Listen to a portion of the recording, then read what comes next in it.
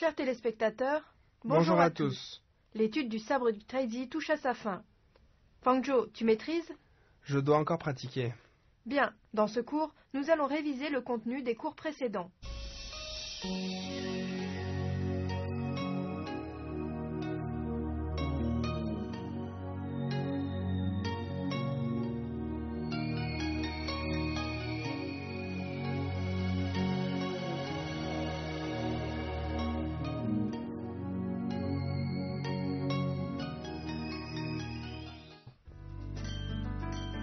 Révisons les points importants des mouvements difficiles de la troisième partie.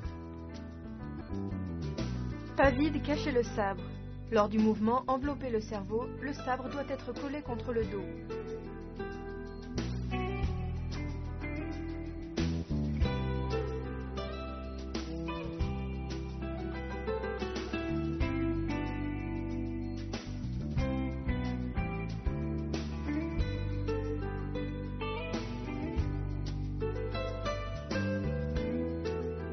Les 3 cercles autour du soleil. La rotation du corps doit être stable et le saut doit être souple. Le mouvement de balayage du sabre se fait d'une seule traite.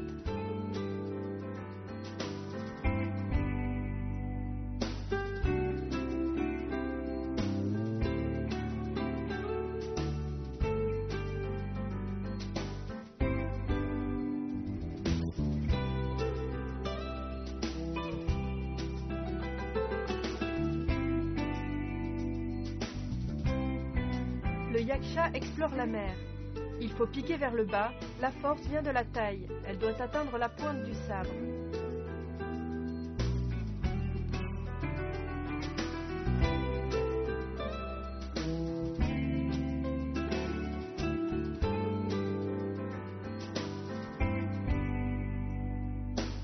Le boa se retourne.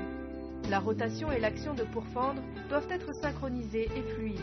La force doit atteindre la lame du sabre.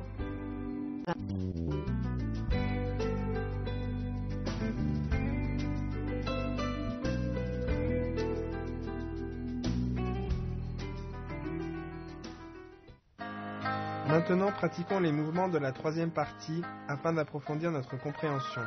D'abord, les fleurs cachées sous les feuilles 3. Pas vide, cachez le sabre.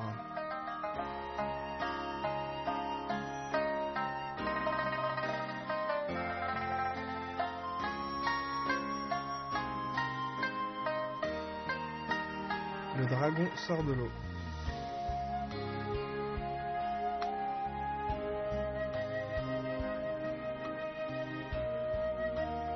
Les 3 cercles autour du soleil. Attention à rester bien stable lors de l'accroupissement après le saut.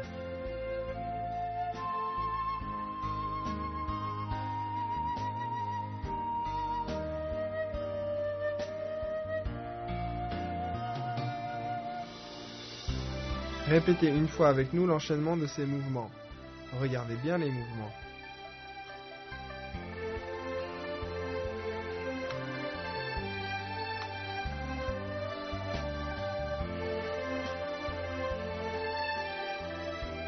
Et on continue de réviser la suite.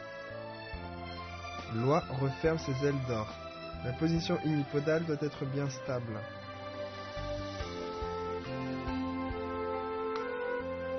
Le yaksha explore la mer.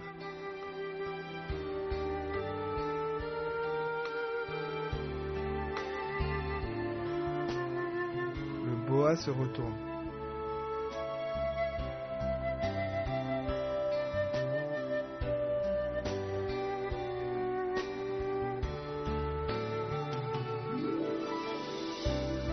Pratiquez une fois avec nous l'enchaînement de ces mouvements.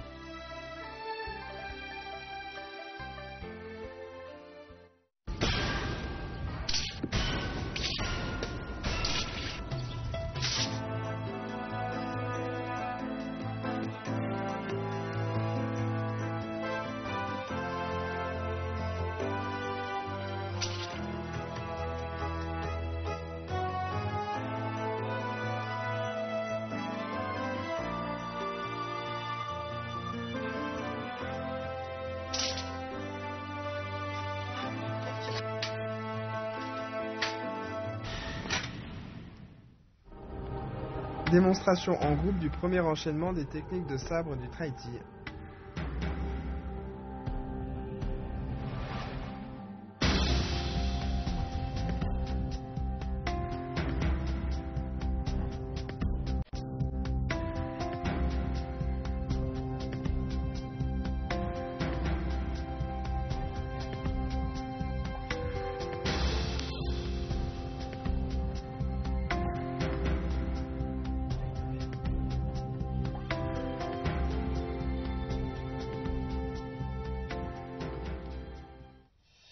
À présent, nous révisons les mouvements de la quatrième partie de la forme, mais d'abord, regardons une fois.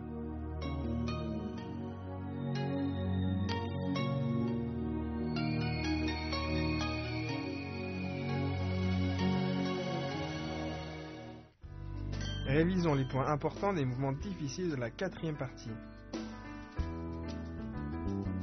Le dragon se retourne. La rotation du corps est combinée au piquage. Le sabre et le bras forment une ligne droite. La force doit atteindre l'avant de la lame.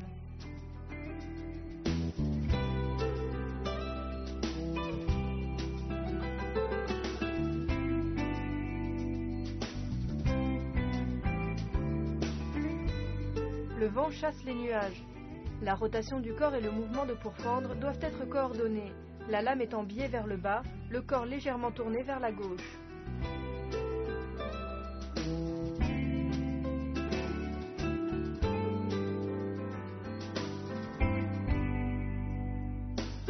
Le vol oblique.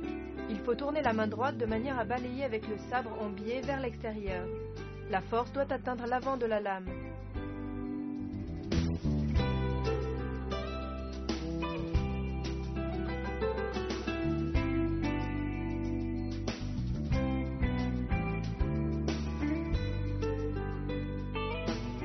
La libellule effleure la surface de l'eau. La force du pointage doit arriver dans la pointe du sabre.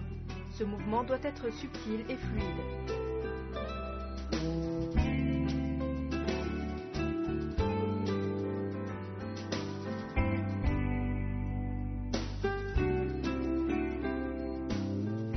Enlacer la lune. La lame du sabre doit être orientée vers l'avant. Le sabre est ramené et saisi par la main gauche.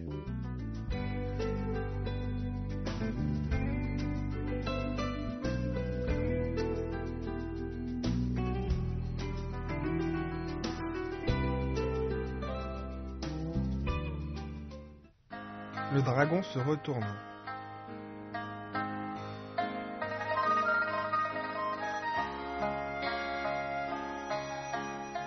Le vent chasse les nuages.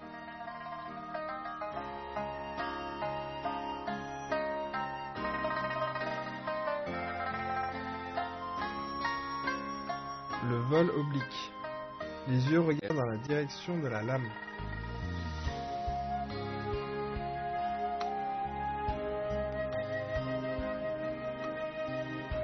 Refaisons une fois ces mouvements de manière enchaînée.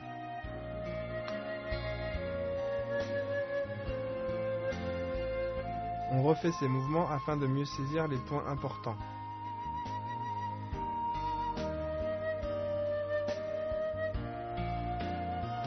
Le singe se recroqueville.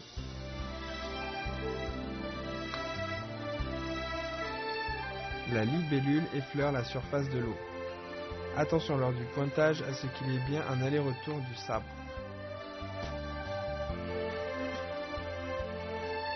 Les fleurs cachées sous les feuilles 4.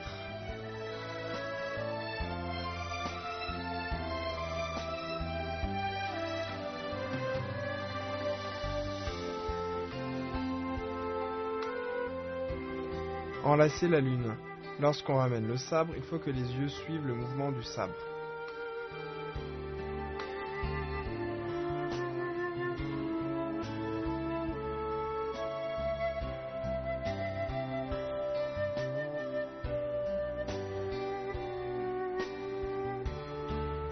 Refaisons une fois ces mouvements de manière enchaînée.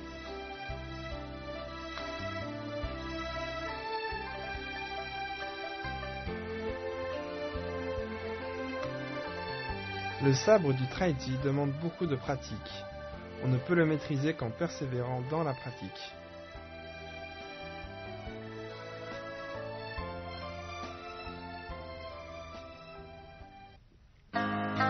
Enfin, répétons l'ensemble des mouvements enchaînés des troisième et quatrième parties.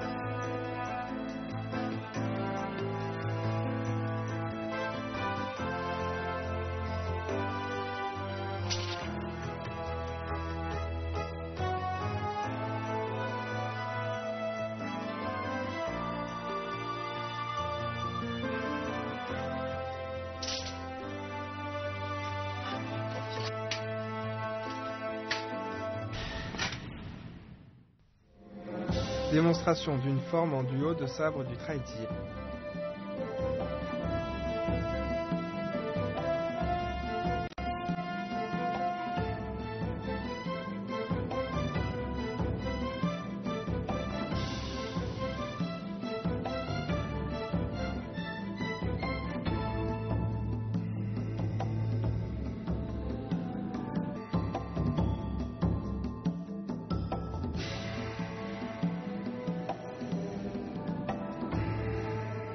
Chers téléspectateurs, la révision d'aujourd'hui est terminée.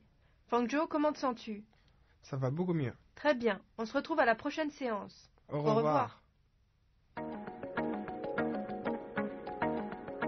Au prochain cours, nous allons faire une révision générale. Apprécions ensemble la forme de sabre du Traiti du style Chen au complet.